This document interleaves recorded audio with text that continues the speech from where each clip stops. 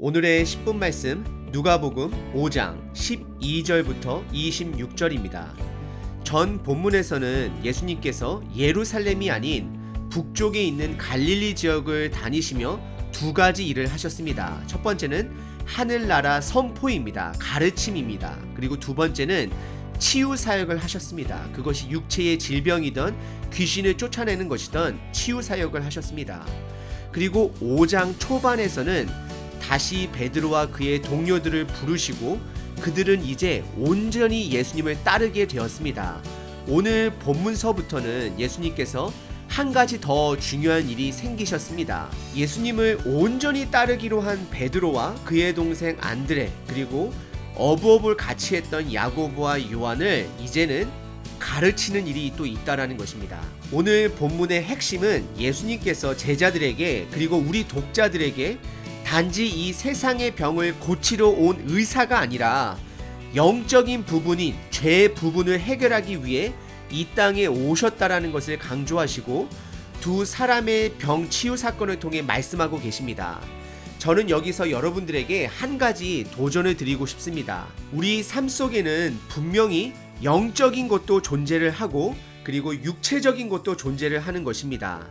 그리고 어떻게 보면 이 영적인 것은 육적인 것과 영적인 것을 다 포함하고 있습니다. 왜냐하면 죄로 인해 우리는 모두가 다 죽기 때문입니다. 하지만 오늘 본문에서는 우리의 눈으로 보이지 않는 영적인 죄의 해결 부분을 더 강조하고 계십니다.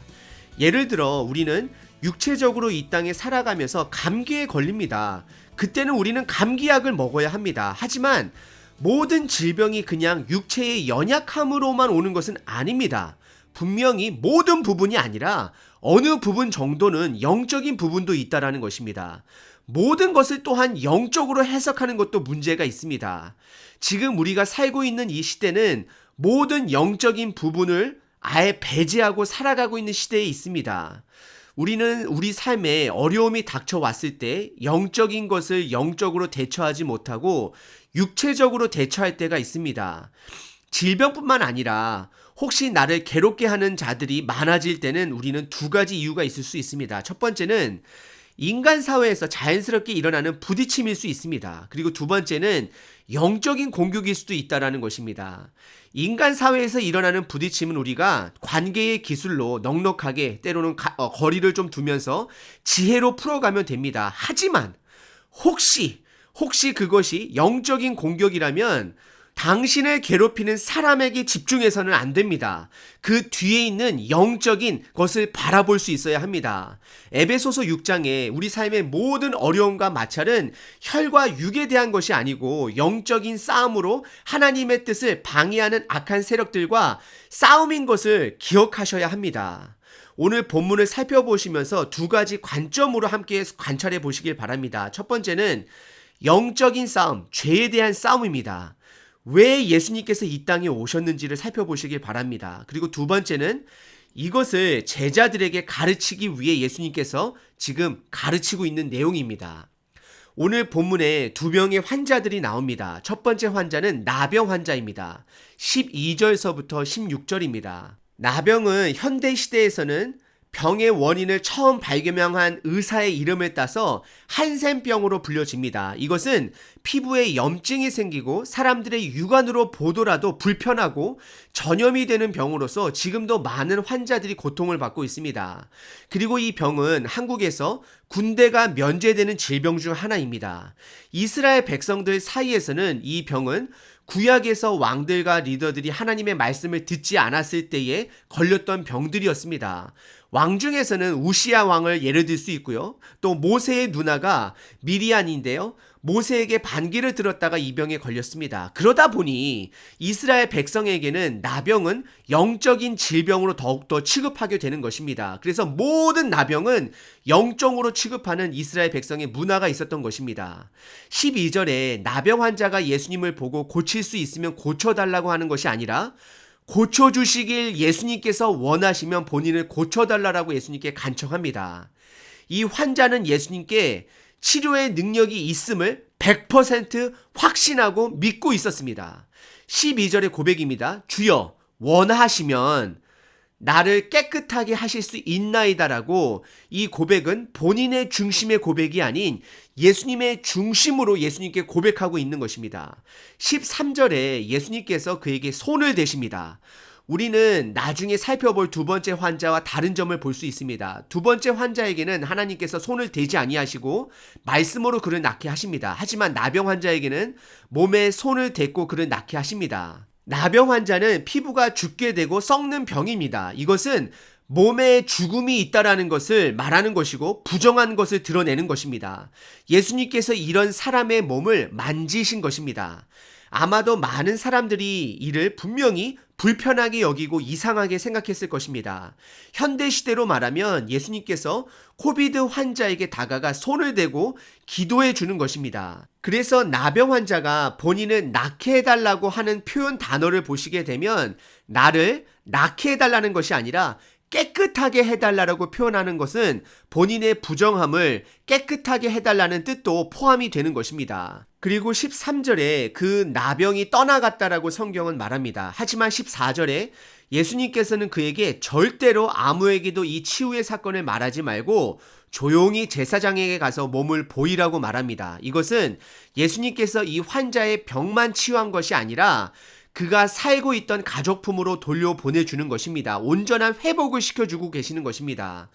그 당시 제사장은 나병 환자의 몸을 확인하고 회복 판정을 내릴 수 있는 자였습니다. 그래서 모세가 명령한 법대로 따르라고 말했던 것입니다. 지금으로 말하면 코로나 테스트에 양성이 나온 환자들이 음성 기록이 있어야 안전하게 다시 밖을 돌아다닐 수 있는 것처럼 제사장을 통해 확인받고 그동안 버림받은 듯한 삶을 청산하고 가족품에 들어가 정상적으로 살 수 있도록 그를 회복시켜 주신 것입니다. 이것으로 인하여 15절에 예수님에 대한 소문이 퍼져나가게 되고 더 많은 환자들이 예수님에게 몰려왔음을 성경은 증언하고 있습니다. 하지만 우리가 집중해야 될 것은 16절입니다. 이 모든 사건 이후에 예수님께서는 물러가사 한적한 곳에 기도하셨다라고 성경은 드러내고 있습니다. 왜 그들을 더 치료하지 아니하시고 그들과 떨어져서 한적한 곳에 가셔서 기도하셨을까요? 그리고 성령님은 누가를 통해 나병 환자 끝부분 이야기에 왜 우리를 이 부분을 읽도록 하게 하신 것일까요? 저는 두 가지로 생각합니다. 첫 번째는 예수님의 정체성을 우리로 하여금 다시금 생각해 보게 합니다. 그리고 두 번째는 예수님의 삶은 혈과 육에 대한 싸움이 아니라 영적인 싸움인 것을 보여주고 있다는 것입니다. 우리들 또한 질병이든 사랑과의 관계든 무엇이 되든지 간에 우리 삶에 고난과 어려움이 찾아왔을 때에 두 가지를 생각해 보셔야 하는 것입니다. 육체적인 것이 아닌지 아니면 영적인 것인지 우리는 구분할 수 있어야 하는 것입니다. 구분할 수 있는 방법은 내가 말씀과 기도로 하나님과 깊은 교제를 하다 보면 말씀에도 나온 것처럼 바울에게 있었던 그 고난, 어려움은 하나님께서 그냥 그에게 있는 것이 족하다라고 말을 하면서 그에게 그냥 받아들이라고 말하고 있습니다. 그리고 사도 바울은 위장병이 있는 디모데에게 포도주를 좀 쓰라고, 그의 몸이 아픈 것이 그냥 질병이므로 포도주를 쓰라고 성경 말씀에서 권면할 때도 있는 것입니다.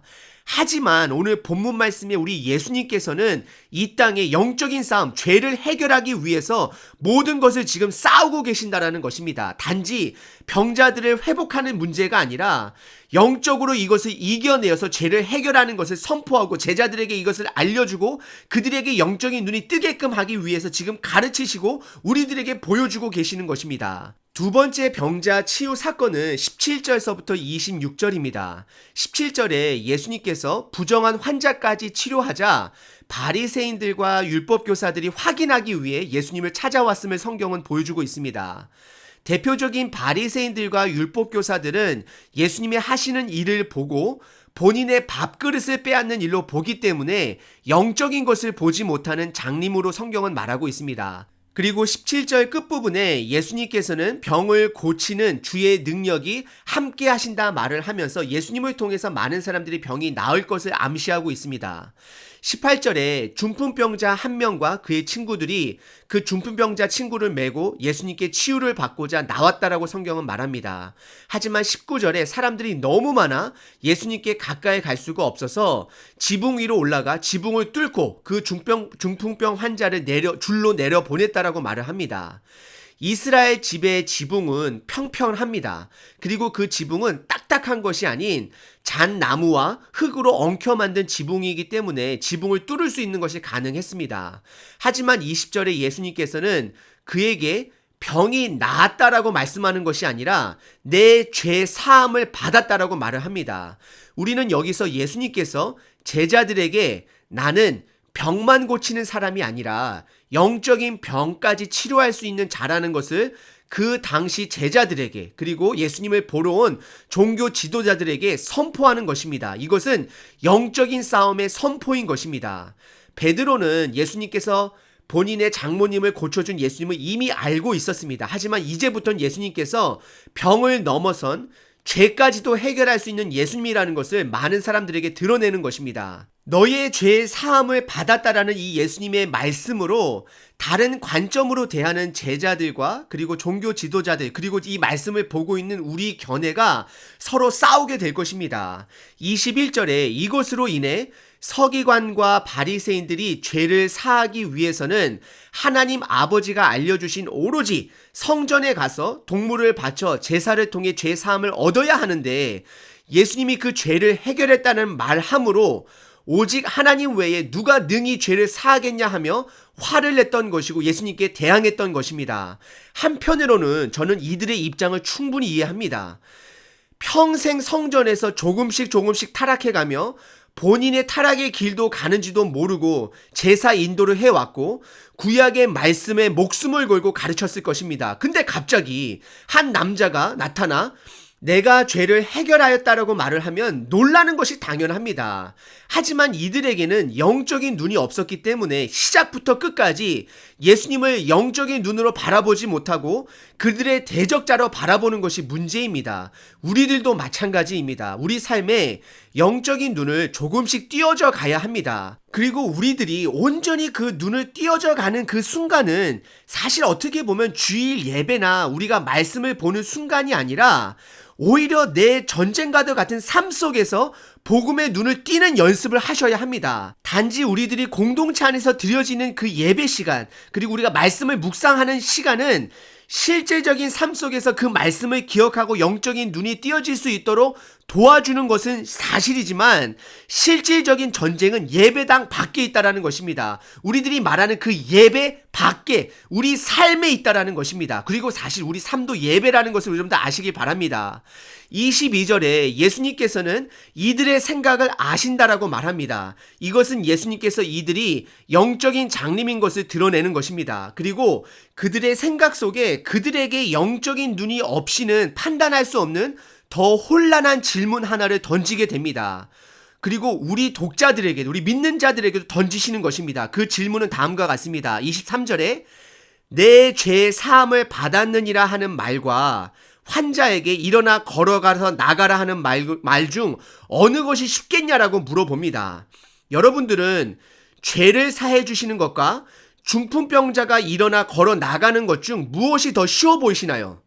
이것은 보는 시각에 따라 다릅니다. 아직 영적인 전쟁을 인지하지 못하는 제자들, 백성들, 종교 지도자들에게는 인간의 눈에 보이는 것, 즉 중풍병자가 일어나 걸어 나가는 것이 더 어려워 보일 것입니다. 하지만 실질적으로 더 어려운 것은 죄를 사해 주는 것이 더 어려운 것입니다. 스탑. 지금 중고등부 이제 말씀 시간이 되어졌는데요. 이거 끝나고 다시 돌아와서 말씀 전하도록 하겠습니다. 사실 죄를 사하는 것이 어렵기 때문에 예수님께서는 그 어려운 죄를 해결하기 위해 십자가에 돌아가시기 바로 전날 밤에 겟세마네 동산에서 기도를 하신 것이었습니다. 그리고 예수님께서는 24절에 그러나를 말씀하시면서 하나님 아버지로부터 보냄을 받은 내가 죄를 사하는 권세가 있는 것을 너희에게 보여주기 위해 그들이 중요시 여기는 눈을 통해서 확인할 수 있는 회복을 보여주시겠다는 말씀을 하십니다. 그래서 중풍병자는 매트를 가지고 일어나 나아가며 하나님께 영광을 돌리며 자기의 집으로 돌아갔다라고 오늘 성경은 말하고 있습니다. 이것으로 모든 사람들이 심히 놀라고 두려워했다라고 말을 합니다. 오늘 본문의 예수님께서는 그 당시 온전히 예수님을 따르기로 모든 것을 버린 제자들에게, 그리고 오늘 이 말씀을 읽고 있는 우리에게 영적인 눈이 띄어지길 원하는 것입니다.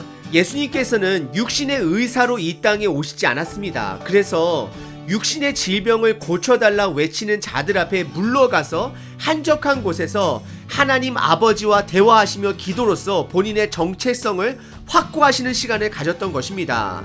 예수님께서 이 땅에 왜 오셨는지를 저희들이 깨닫고 알아가면 내 삶의 목적 또한 다시 한번 생각해 보게 되는 것입니다. 나 또한 영적인 눈을 조금씩 띄어가야 하는 것입니다. 지금의 베드로와 제자들은 아직 그것을 이해하지 못합니다. 우리들도 이것이 머리에서 삶으로 옮겨지기까지 시간이 걸립니다.